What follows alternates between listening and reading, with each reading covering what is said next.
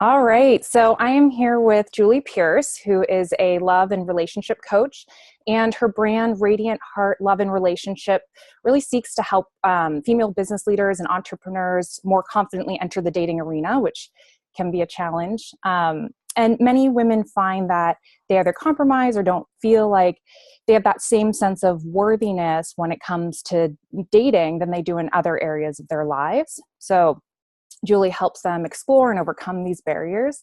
So it's really good to have you, Julie. Thank you. It's great to be here talking with you today, Natalie. Yeah, so we met a few weeks ago and found that our work overlapped in some really interesting ways. And so I'm excited to be talking more and expanding on that conversation today. Me too. So dating, like I said, dating can be stressful in and of itself, but because of this thin, privileged, and weight bias world that we live in, it can feel even more difficult when you're struggling with body image or chronic dieting. And so for me in my work, I often hear, clients will come to me and they'll say things like, well, when I lose weight, then I'm going to start dating. Or maybe they feel like they have to use their bodies in a certain way or change elements of their personality to feel like they're going to attract somebody. And so I was curious with you, when we chatted on the phone, we talked about the fantasy that people often have when it comes to relationships and their body size. And in the work that I do, there's often this idea that when I'm in a thinner body, I'm going to have this amazingly different life, which isn't always the case because we still take with us our critical inner dialogue. And so I'm curious for you in your work to hear a little bit more about the trap of the fantasy when it comes to finding a relationship. Mm-hmm. Right. So the trap, the way that I see it or experience it with my clients is I'm going to change something about myself and I'm going to show up as this different, not me person so that this other person can like me. Mm-hmm. Well, how long is that going to last? Yeah. At what point in this relationship do you actually show up as you? Right? Yeah. Are you gonna continue into more intimacy and build a relationship with a person on false pretense, basically? Right? So now you're trapped. Yeah. Now you're trapped trying to be something that you're not. Here's another way to look at it. When I enter into a relationship, it's risky, it's scary to show up as me, to let you see all of me, who I am, right? Mm-hmm. What happens to the relationship then? Well, but what if you do like that? What if that's exactly what you like? Yeah. Right? And how awesome that I get to be me. Now, if we find out that we don't jive, then we don't want to have that long-term intimate relationship together anyway. Right. So if we can come at it from that angle, we can avoid that trap. Yeah. The challenge is, but I'm supposed to be X, Y, and Z, and I'm not. Mm-hmm. So you were just talking about that inner dialogue that we take with us. Mm-hmm. How can we change that inner dialogue to start with on our own as my relationship to myself? Mm-hmm. Start there. That would be my first suggestion. Yeah.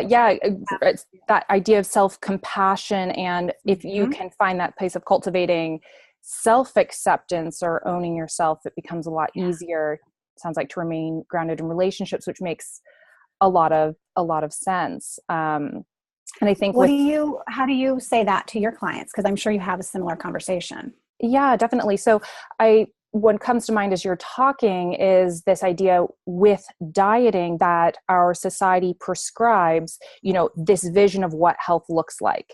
And it looks like going to the gym X amount of times a week, eating these foods, not eating those foods, looking a certain way, whether it's how you dress.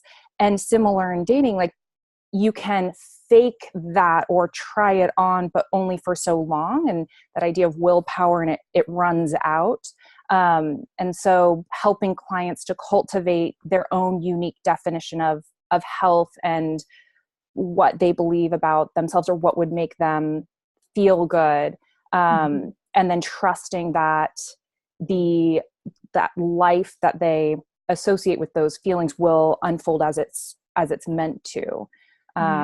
And so, yeah, self-compassion is a huge part of that work. And even just being able to externalize that, and even similar, it sounds like for you, externalizing those shoulds, or that diet voice, or that, in my work, like the food police of, well, you shouldn't do that, you should do this, and being able to get more in tune with, what do I want, and what is my voice? Exactly. And asking those questions about, instead of what can I do to please this other person, to make this other person like me? Yeah. What can I do to feel awesome about me? Yes. What can I do? What do I want? What pleases me? What feels good to me? As we nurture that, we're more confident. We show up as this brighter, more, attractive light, if you will.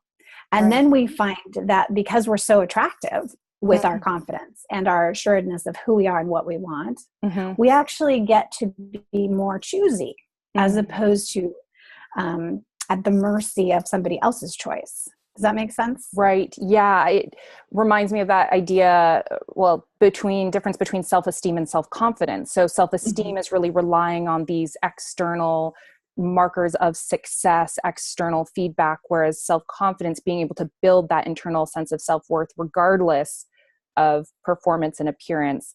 And from that place, it's that reclaiming your power, is what I hear in that, and that you can stay grounded regardless of that maybe feedback that you might get. That's right. Yeah. That's right. So I'm curious for you, like I said, we live in this culture of thin privilege, where our bodies have become this form of currency, and the smaller you are, the more attention you get, the more access to things you have. So given this reality, I'm curious how you recommend clients create their online dating profile so that it exudes that confidence that you're naming, to attract the right date, especially when initial impressions are based off of your few online profile pictures. In my work, I talk a lot about readiness for relationship. One of the places that we can look at as to how ready we are is, how do we relate to ourselves? How are we loving ourselves? Because that's going to translate into how we relate to other people. Right? So the way we relate to ourselves catalyzes other relationships, whatever they are, whether they're my brief interaction with the barista at Starbucks, or they're my in-depth conversation with you because we have shared interests, so the way that I relate to myself is going to catalyze that. Does that make sense what I'm saying by catalyze? It's going to influence how that unfolds, because I'm going to act a certain way based on how I think about myself and therefore feel about myself. And that's how I'm going to act, how I'm going to in the world. So going back to your very specific question about online dating profiles, if you're having a challenge with your profile, like, oh God, I need to lose weight, or I need a different hairstyle, or my nails, or whatever the thing is that's going to make you so much better if you change it externally, physically, visually, I would really encourage you to just take a moment and think about, what does that mean? What am I saying here about myself? And how can I accept where I am and who I am right now? Because that's how I want to be accepted by the other, right? I want the other person to accept me, who I am. This is who I am right now. And if you actually feel like there's work to do, let's go do the work. And then make the profile, because you're not ready for that relationship, even if you decided to connect and set up a date. Now you're going to get to the date and it's going to be like, oh my God, now what? I'm not feeling confident. I'm not ready for this. And it's okay. Let's just take the pressure off of whatever urgency we have around dating and mating. Let's just forget it, right? Let's put some more, I don't want to call it urgency, because let's just take a breath and be right here, because we're rushing around with everything in our lives. But let's allow ourselves this moment to just get to know who I am. Who am I? What do I want? Let's define that. Let me fill that space. And when I hear like doing the work, what I'm understanding you say, I think it's not like do the work as in change yourself, but do the work as in cultivate that self-respect and that connection with self. And as you're saying that, because that acceptance piece is so difficult, I think, for people to grasp, or this sense of like, there is no way I can accept myself in this body. And what comes to mind as you're sharing this is when I work with clients, I say, let's put aside this idea of the elusive body love unicorn and focus on this idea of body respect, that you might not like or feel comfortable in the body where you're at, but it's a, you know, I think of like love as a choice. Every single day you wake up, and some days you might not be feeling it with your partner or friend or whatever. Other days you are, but regardless, the choice of I'm still going to respect this person, or in this case, like respect myself. In my work, like dress yourself comfortably, nourish your body fully, that type of thing. And so, yeah, as you're talking, that's kind of what that idea of like how to cultivate that self-respect before bringing it to a relationship. That's right. So if you think about once you get past the dating and you're in the relationship, and so there you are with this person, and you can think about this in terms of friendships as well as more intimate partners. What do you want that to look like? Do you want that to look comfortable, or how do you want that to feel? Do you want it to feel comfortable, or do you want it to feel like you have this intense, focused energy on how it's supposed to be? Right. Like, don't you want it to be comfortable? Don't you want it to be your safe space, your place where you can just relax?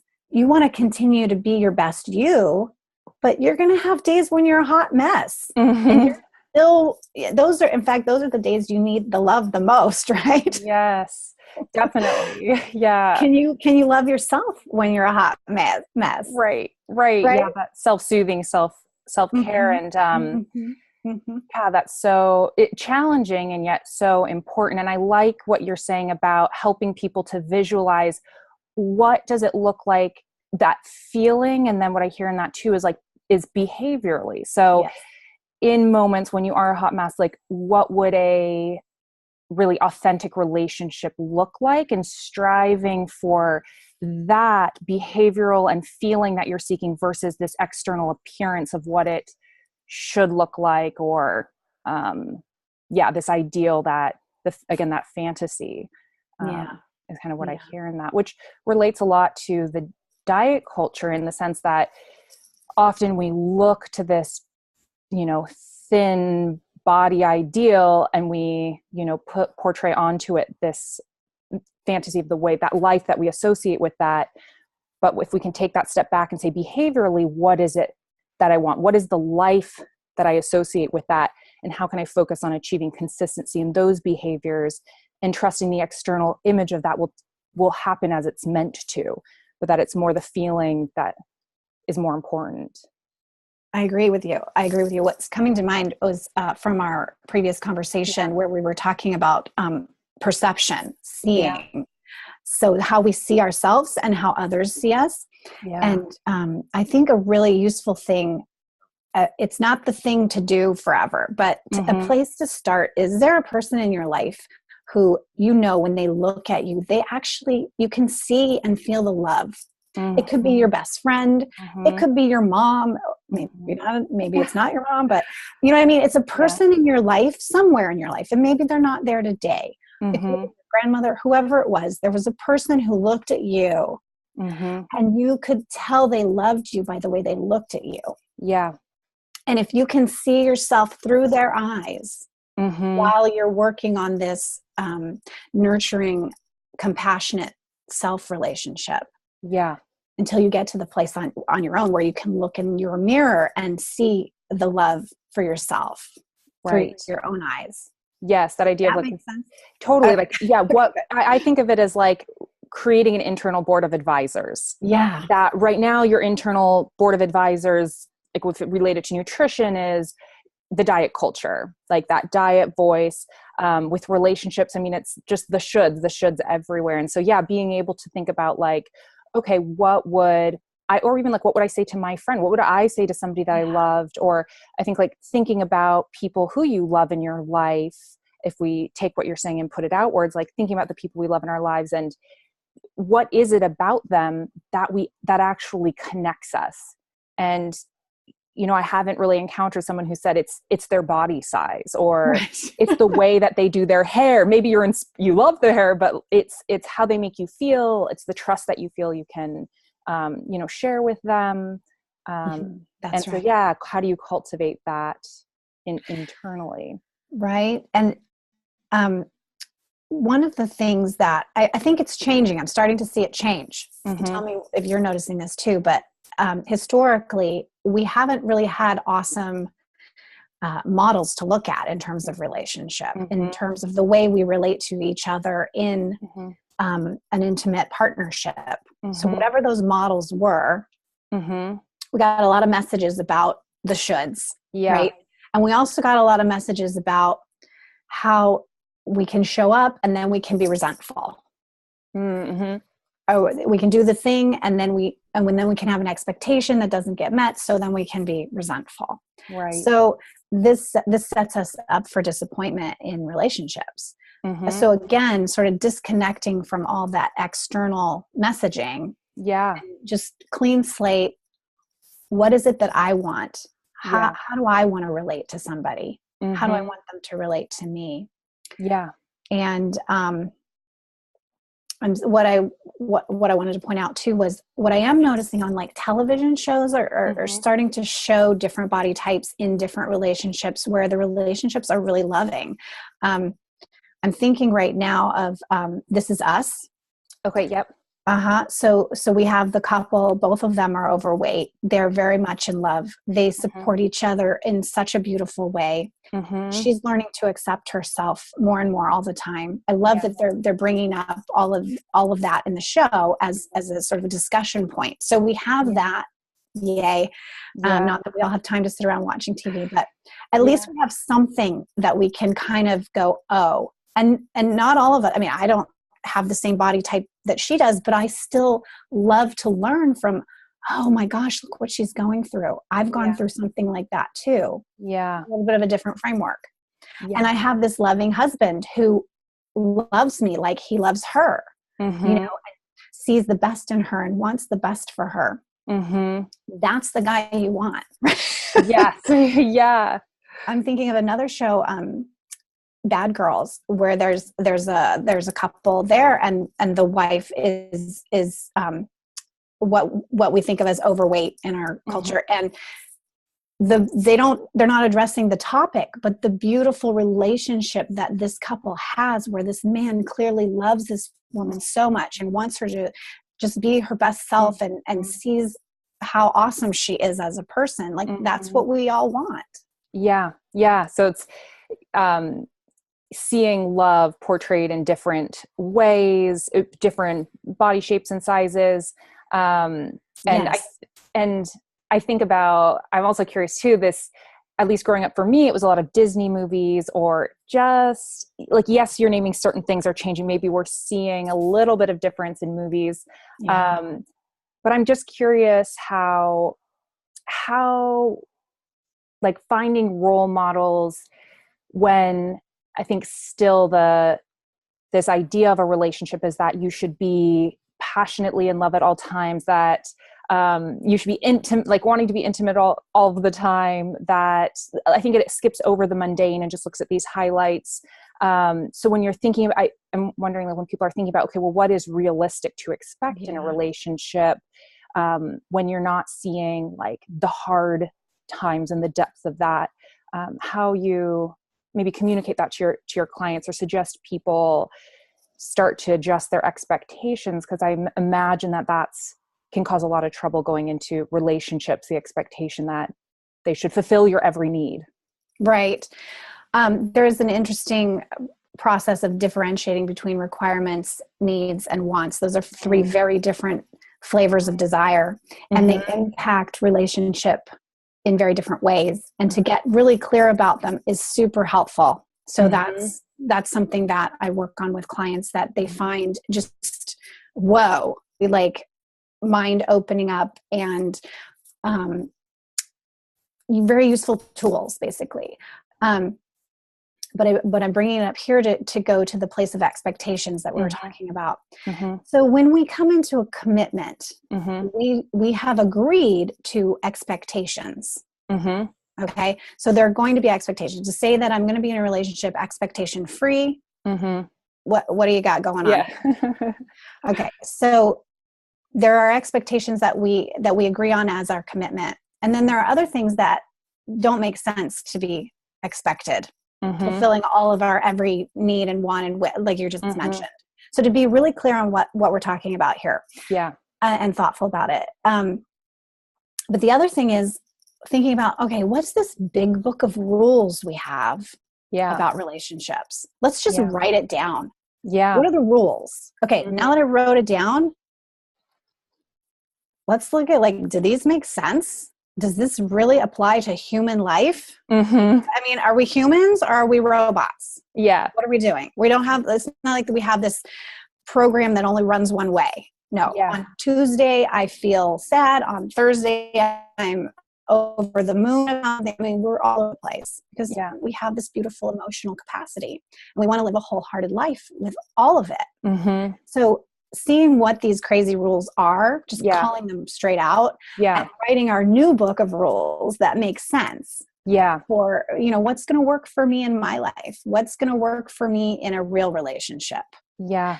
And if I want somebody who can accept me when I'm having a really crappy day, love me anyway, and like I can acknowledge that they don't have to fix it, they're not responsible for it, and I want to do the same for them. I want to accept that they're going to have a crappy day, and it's not about me. It's they're having whatever, that's just one example. But being aware of that, mindful to that, as you're entering into a relationship and you're checking out this other person, how are we going to work on this? How are we going to negotiate this going in? It sounds like I'm leaving out a lot of the heart part in love and relationship.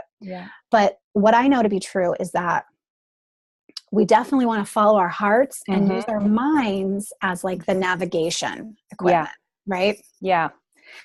So if you're not, hot and heavy over this person 24/7, that doesn't mean the relationship's bad. Yeah. I think that's important for people to recognize, or for all of us. I like the idea of like you said, naming the fantasy, and that conversation, it almost feels helpful to have one with yourself. Really just, and I think, it totally is the same with diet culture, naming this fantasy of like, well, if I was thin and if I looked like that, all of these things would be true. Yes, because of the thin privilege, some of those elements are true. But there's a lot of false in there as well. And so naming those rules. And also it feels, like I said, helpful to have that conversation with a partner too. Absolutely. I imagine that not many people, those types of conversations are not often had. And I think, like you said too, the idea between connecting your heart and your mind, that this idea too, that like love is a choice, and infatuation or all of that excitement in the beginning can sometimes make us look over these other things that are perhaps more important to us. So I like that idea of the head as your navigation. It makes a lot of sense. You can feel it this way. So we have this chemistry that happens when we see something and it gives us delight. We have chemistry that happens that makes us feel good. We may love dogs. So when we see puppies, we're just like, oh my God, it's so awesome. I'm so in love with this puppy, but you're not going to marry it.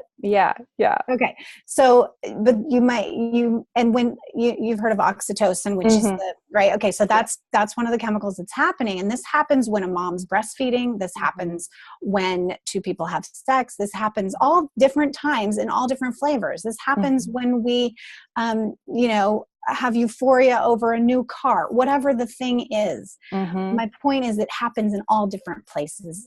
It's not just this one place where it happens. So we can feel this beautiful love feeling in all different places and spaces and experiences. What's so valuable about our intimate partnerships is someone we can fall into them, if you will. We can rely on them, and they can rely on us, and we can be a team, and we can trust them in a deep way that we don't trust everybody else, because they understand and know us and accept us and love us. Right? Yeah. And if we love to hike and they love to hike, we can do that too, right? Like there's all these different levels of how we interact, support, connect, enjoy each other. And tying that back into what you were saying previously, if you don't present with your authentic self, then the ultimate goal of having that type of connection that you just named isn't possible, because you're planting seeds that are not going to be growing in that right direction, or that won't grow because you can't keep that false facade on. That's right. And you want someone to feel connected with the true you.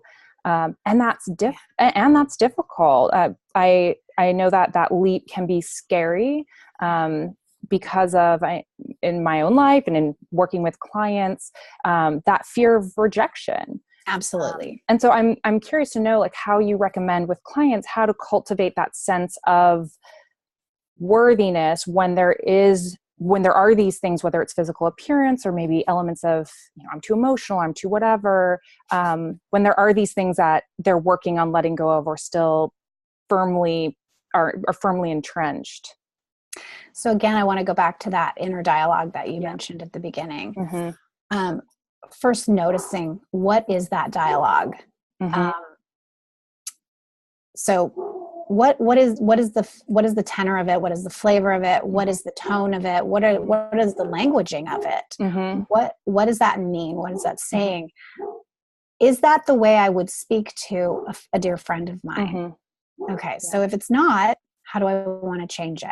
And it's a practice. The changing it is a practice. It's not going to be like, okay, today I'm changing it, now we're done. Yeah. I like that you named that, feels important, because I think there is this idea sometimes that, like, okay, I intellectually understand, why aren't things changing? And it's that idea of, like, you can read a book on playing an instrument, but until you pick it up and actually start to play, you won't be able to master it. And so I like that note about it's a practice. And you, I'm sure, have that with your clients when you're helping them transform their framework around food. And so what we're doing in a practice is we're actually reprogramming our brain. Okay, so this ball has run down this groove in this particular way for years. We're going to pick up the ball and we're going to make new grooves very intentionally. We're bringing a lot of awareness to what's going on, and we're very consciously making a change. Yeah. So it takes effort, right? And that practice happening every day. And this is not another excuse to beat yourself up if today the practice didn't go great. That's okay. What it is to notice, oh, here's what was going on today.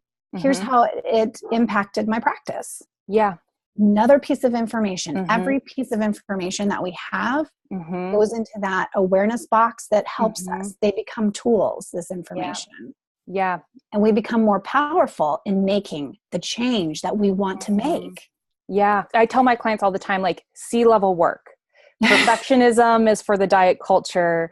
C-level work, and that idea of practice, I will often use the idea of, like, experiments in data collection. And if we can take out the judgment and just look with a little bit of childlike curiosity of, like, oh, interesting, I just ate a pint of ice cream. Like, what was going on? Like, what was it that I was needing? And that shame of, I am bad, I can't believe I did this, and being able to let go of that story. And it also feels helpful to, when I work with clients, that to identify where some of those voices came from, because sometimes they're internalized. They were messages that we picked up when we were at a age that was too young to consent to them, whether it's this idea of clean your plate, don't eat after 8, or whether it's parental or societal or coaches, if you were an athlete, or previous relationships, and being able to say, that's not my voice. It feels like my voice, and I'm not broken. These are habits that are no longer serving me. They served a purpose. And like you said, that intentional practice of letting it go, and that it is a practice that takes time. I think one of our biggest challenges for every single one of us, no matter who we are, is if we are going to do this exercise, this practice of noticing this other voice, where did it come from? What am I saying to myself? What is it that I want to change? Why did I eat the pint of ice cream? Whatever the investigation is that we're doing, when we get the answer, we can do something constructive with it, or we can do something destructive with it to ourselves. And the part that I was referring to that's challenging is we have to take responsibility. We can't blame anyone else now. We get to say, I am a grown-up. I am going to decide how I want to be, how I want to act, how I want to feel, what I want to think. Yeah. And we can choose on every single one of those levels. Yeah. But to do that, we have to be fully responsible for that awareness. And that can be challenging because we can't blame anyone else then. Yeah. Yeah. That idea of compassionate parenting. Yes. I like to think about it as that, right? Like if you were raising your child, you take responsibility, you guide them, and you're not going to be cruel to them. I mean, hopefully not. Right. And being able to do that for ourselves. Yes. Take that responsibility without beating ourselves up about it.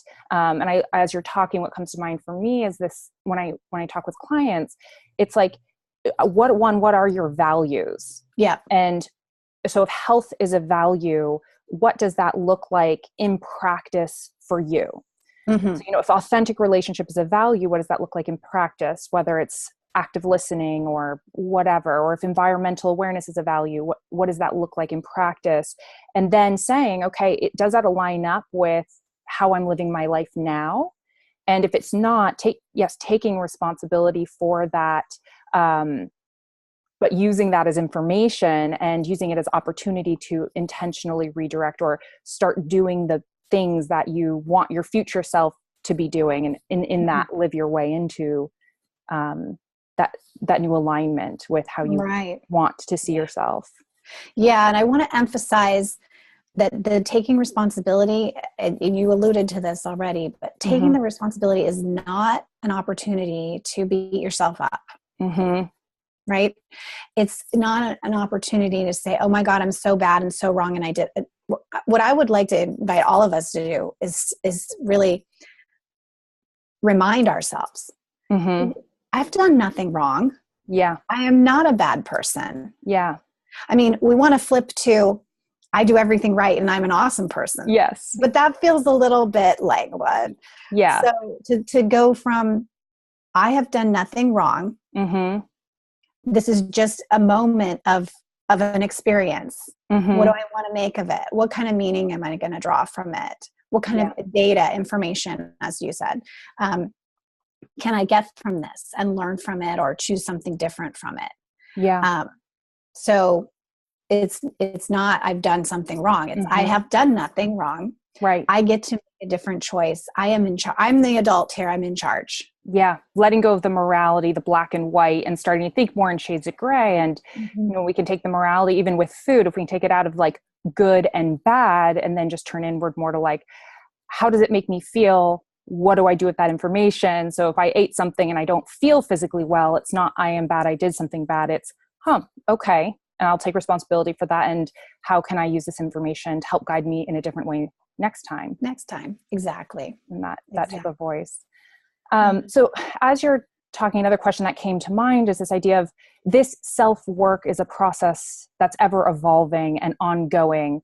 And you named how it's important to do this work and know that you're ready, or be at a place of readiness to enter into a relationship. And I'm curious how you know, like when you're at that place, if the self-work is something that is evolving. I'm assuming you're not saying like you get to some place of completion and then you enter in. So how do you, reconcile that? Or So readiness is clarity, and the capacity to be flexible.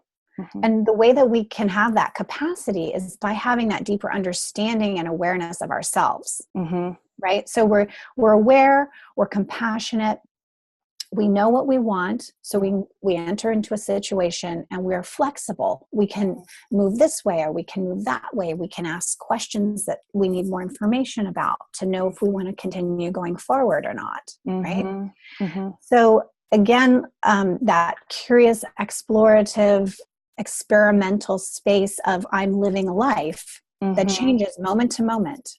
And in every moment, I have new choice. Every single moment, we can choose something different. Yes. Yeah. In every way, I can choose to just, as I sit here, I can choose to breathe differently, right? Like there's every level of choice in every moment. Yeah. Yeah. So it sounds like really understanding the process in that bigger picture way, understanding the dynamics at play so that when you are entering into that relationship or exploration, you can name it as it's happening and be able to adjust as needed, or to use that to actually use that information versus getting stuck is what I hear in that. Yeah. It's also really valuable to have, what are my requirements? And again, I was talking about how we define what that means. And it's not always what we think it means. So really understanding what that is helpful. And then what we create for ourselves is sort of a framework. So we define how we see ourselves. That's our framework. And that's what we're presenting to the world. This is how we want the world to see us, because this is who we authentically are. This is how we want to be accepted. And then we're kind of testing when we come into relationship, as we encounter anybody, we are testing. How are they reacting to me? How am I feeling in reaction to them? What's going on here? So as we test and we get that information back, we understand what our boundaries are and we stand to them, because we know what our values are and what's important to us. Yeah. And the more self-worth we have, the more that we love and are compassionate to ourselves, the easier it is for us to stand for ourselves. Right. Definitely. And that I like hearing that too, that navigation, using the head and the heart together to help navigate you. And the self-exploration helps you to have that more grounded internal compass. And I like what you said too about that idea of every moment is a vote. Every moment is a choice. And thinking about your day as comprised of hundreds of these choices helps, I think, with that, letting go of that all or nothing thinking. And I notice it coming up in nutrition work when a client might have the cookie and then be like, well, screw it, the rest of the day I'll just have all the things and start again tomorrow. But as you're saying, using each point as a data point and every new moment as a new opportunity to be doing this work. Yeah, absolutely. That makes a lot of sense. So I'm wondering, tell us a little bit more about the work that you do and where people can find you. So I'm really easy to find on Facebook at The Soulmate Strategist. That's my Facebook. If you want to message me that way, or find my page that way. I'm also on LinkedIn. I'm very easy to find on LinkedIn. Let's see what else. You can go to my site, which is coming live. So if you go there right this minute, it might not be live. It might say coming soon. radiantheartlove.com or thesoulmatestrategist.com also will go there. I'm super easy to get in touch with. I love to talk to people. I'm local. You can call me on the phone if you want. I'm at 858-255-0639. So if anybody watching this has questions, I'd love to answer them for you and connect. Facebook, LinkedIn, whatever works for you. Perfect. And I'll include all of your information in the blog notes as well. Okay. One thing, since we're talking about readiness as a big thing, I have a condensed version of a deeper assessment that I do with new clients. I call it my relationship readiness quiz. And so that's something that anyone can get. You can actually get that off of my Facebook business page that I just mentioned. If you want to get in touch with me, I can send it to you. And that will give you an indication of where you are, what you might want to be paying attention to, what's working for you, what's not working for you, and what maybe your next steps are in terms of being really ready. Yeah, that feels like a really helpful, tangible tool for somebody who's listening to this, or wanting to kind of approach this journey, maybe feeling those thoughts of like, well, I'm not ready, or all of the fear and anxiety. I want to see if you have any last things that you feel helpful to share that we didn't cover today. I mean, we could talk forever. I mean, I know there's a million things, but I didn't know if there was anything else. I love what we covered. And yes, you and I can talk forever. Yeah. I am really thankful for our connection. Yeah. I guess I want to just leave on the note that it's the place, the very beginning is that self-compassion. Mm-hmm. And if the self-compassion is challenging, mm-hmm. that's the place to start. That's the place to start. And if it's about body, weight, and food, Natalie's the person to call, mm-hmm. right? If it's about, no, I keep entering to relationships that are not good for me, mm-hmm. that's how I, beat up mm-hmm. on myself, come and talk to me. Yeah. But whatever the thing is, mm-hmm. look at that in terms of how can you be compassionate with yourself. Yeah, and I'll attach in the blog post to this video, Kristen Neff is one of the leading researchers on self-compassion, and she has a great online assessment where you can actually see what your self-compassion score is, and it's broken down into a few different categories, and she has a list of very concrete self-compassion tools that you can do. Like you said, it's an actual practice. Mm-hmm. And for those who feel like self-compassion is a little bit, I often get like, oh, it's a little fluffy, or it's like an excuse to not take care of myself. Maybe replacing it with that word of just body respect or self-respect. Yes. Being nice, gentle with yourself as you would a friend, regardless of how you might feel about yourself on any given day. Exactly. So, well said. Yeah. Well, thank you so much for taking the time to talk today. And I'm excited to share this interview. Me too. Thanks, Natalie. You're welcome.